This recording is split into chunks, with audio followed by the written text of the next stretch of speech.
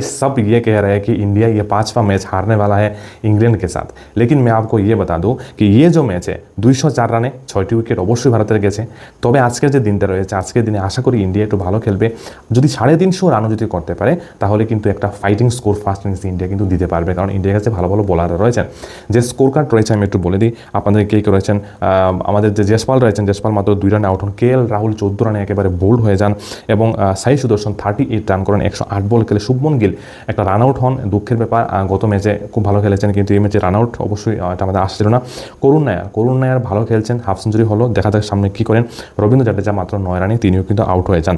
ধ্রুব জুরেল একটা ভালো বলকে, একটা উঠে আসা বলকে খেলতে গিয়ে কিন্তু তিনি ক্যাচ দিয়ে দেন স্লিপের হাতে এবং ওয়াশিংটন সুন্দর কিন্তু খেলছেন। এবং আজকের যদি 1 থেকে 2টি সিজন ভারত পেরিয়ে আসতে পারে তাহলে হয়তো একটা ভালো স্কোর, আমি বলবো 350 বা 400 আশেপাশে যদি একটা স্কোর ইন্ডিয়া ফার্স্ট ইনিংসে করতে পারে তাহলে সেটা ইন্ডিয়ান টিমের জন্য খুব ভালো এবং এই ম্যাচটা জেতার জন্য একটা ইম্পর্টেন্ট ভূমিকা কিন্তু পালন করবে। তবে করুণ নায়ারকে লাস্ট অব্দি খেলাটা কিন্তু খুব বেশি প্রয়োজন। আর আজকের যে গতদিন যে স্কোরটা ছিল সেটা ভারতের 204 রানে 6 উইকেট। আর আজকে দেখা যাক ভারত কত রানে করতে পারে। আশাবাদী যে করুণ নায়ারের সেঞ্চুরি আসবে।